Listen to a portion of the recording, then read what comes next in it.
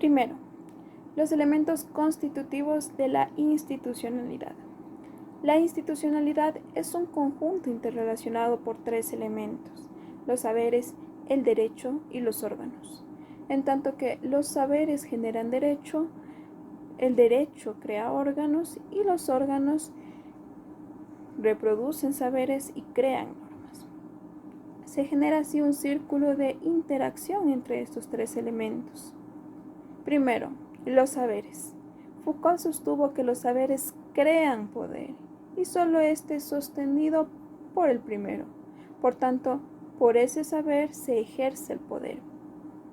Asimismo, Paulo Freire dijo que la conjunción del saber con la acción da como resultado el acto creador que libera al oprimido.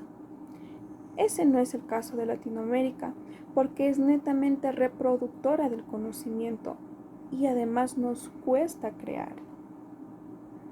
El segundo es el derecho, siendo este un instrumento más del poder. Como dice Foucault, otra muestra de que somos reproductores. El derecho vigente en América Latina tiene inspiración europea y lo que se ha hecho es adaptar a nuestras realidades y de cierta forma modificarlo. Es un componente importante el derecho de la institucionalidad. Por tal razón es algo vivo, creado, interrelacionado y modificable. Por último, los órganos, que son la materialización del derecho, son los componentes del Estado que toman decisiones, asimismo actúan reforzando o alterando el poder establecido. Entonces los órganos crean derecho y quienes los representan tienen saberes previos para ejercer dicha autoridad.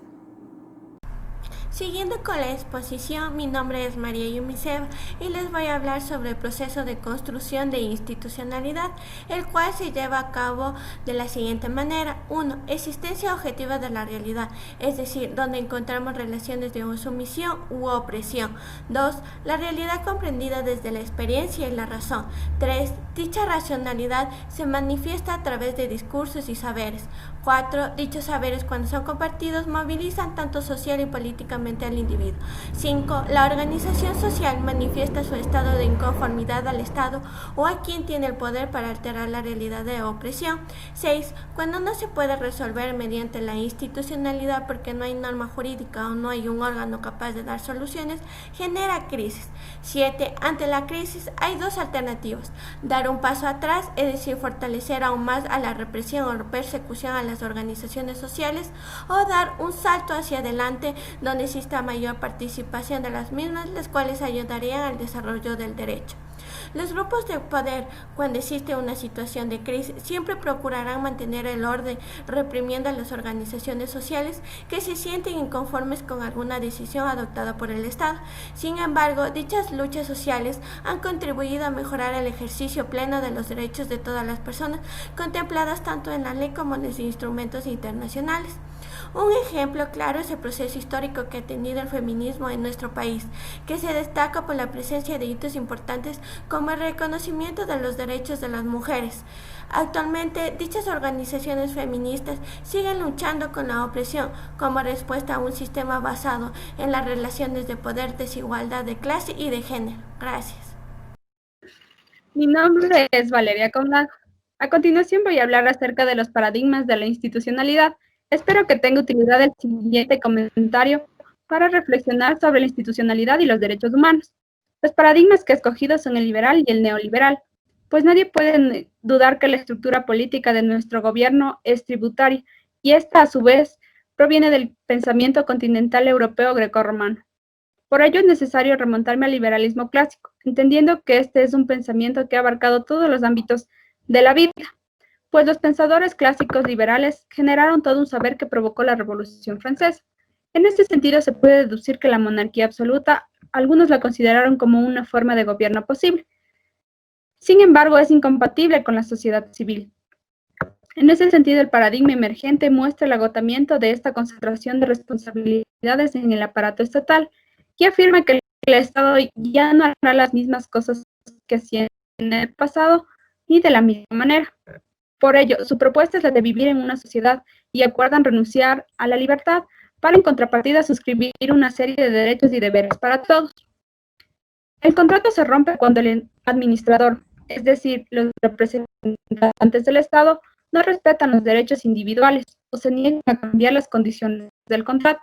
Es por eso que ha sucedido en muchos países huérfanos de verdaderas democracias, pues sus gestores se han limitado a mantener oligarquías que interponen las normas a los ciudadanos de la forma en que más les convenga.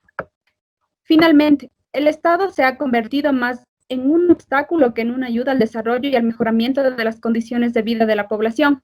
Estas debilidades de la acción estatal justifican los esfuerzos por reinventar el gobierno e introducir modificaciones a la institucionalidad estatal tradicional.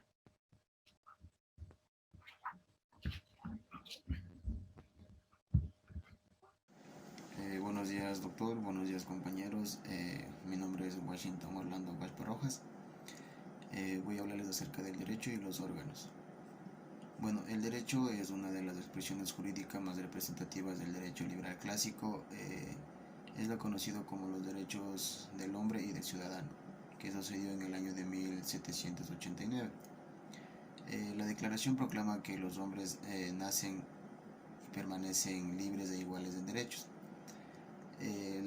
Las distinciones sociales solo pueden fundarse en la utilidad común.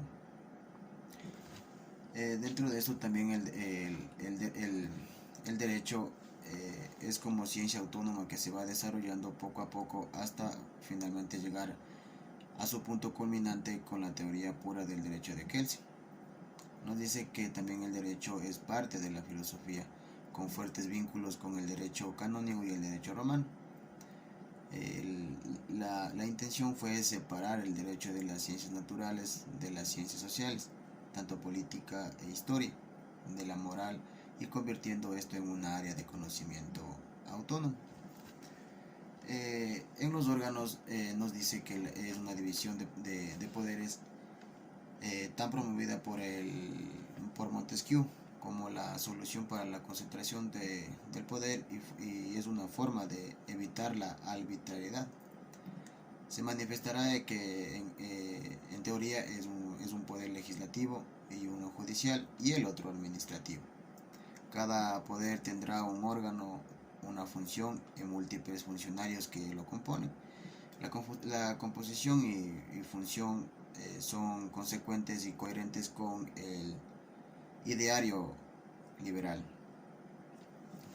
Dentro de esto también tenemos tres objetos. El primer objeto está determinado para la realización de la libertad, la propiedad y la seguridad.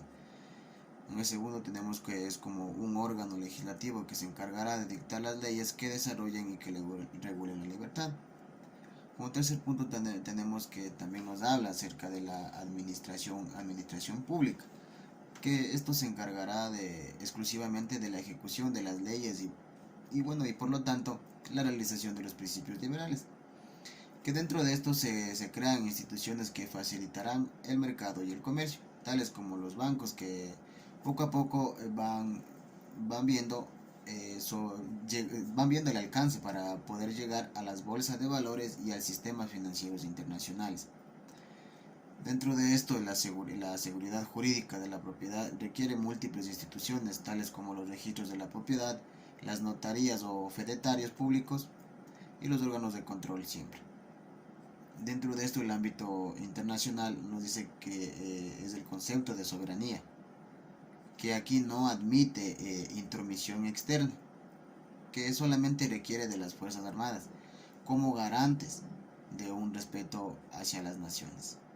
Muchas gracias. Y a continuación yo les voy a hablar acerca de la crisis del liberalismo. En palabras del doctor Ávila, no se puede desestimar totalmente al liberalismo como una revolución burguesa que debe ser desaparecida como tal. Sin embargo, es importante tomar en cuenta que esta debe ser tomada por nosotros mismos para modificarla y acordarla a nuestras necesidades. ¿Cómo nace esta crisis del liberalismo? Bueno, con la revolución socialista, el burgués comparte su poder entre la clase obrera y el proletariado, siguiendo los ideales de Marx, del liberal capitalista, en donde se genera una conciencia política y a la vez se promueve una lucha de clases. Con la llegada del neoliberalismo, lo que se busca es rescatar esta idea y adoptarla a nuestras necesidades. Es por ello que se habla de los derechos humanos, de la participación, al acceso a la justicia y el género. Sin embargo, estos derechos humanos actualmente se encuentran restringidos. Si bien es cierto, por los instrumentos internacionales están reconocidos, pero dentro de la Constitución quedan como letra muerta. ¿Por qué digo esto? Porque solamente se reconocen los derechos civiles y políticos y las obligaciones que tienen de carácter negativo. De igual forma, en el neoliberalismo se hablan acerca de las cláusulas de salvedad, que se van a suspender o restringir los derechos dentro de un estado de excepción. Es lo que actualmente nos ha pasado conforme a la declaratoria de excepción. No hemos podido tomar las medidas suficientes para poder ejercer nuestros derechos como tal. En cuanto a la participación social, se hablan acerca de las prioridades de agentes externos que van a ser tomados en cuenta como desarrollo. Y de igual forma, estas nuevas formas de autoritarismo y democracia se va a dar por estas personas. Cuando hablamos de democracia, hablamos de un concepto que totalmente, en su máxima expresión, ingresa dentro del proceso de la civilización de la humanidad. De igual forma, en el constitucionalismo, las normas de carácter constitucionales como internacionales van a existir siempre y cuando se reconozcan los derechos humanos. Buenos días, doctor. Buenos días, compañeros. Continuando con la exposición de mi compañera, si analizamos el sistema jurídico del Ecuador, encontramos que las normas existentes tienen relación con la propiedad y la autonomía de la voluntad, y las normas relacionadas con los derechos humanos están expresamente en la Constitución y en algunas normas secundarias. Esto se debe a que la enseñanza de los derechos humanos será excepcional en las facultades, y esto se da a consecuencia de que la cultura jurídica es conservadora, positivista y civilista. En este sentido, uno de los avances sustanciales del constitucionalismo en relación con la producción de normas será la ruptura de la concepción de que las leyes serán única fuente principal del derecho.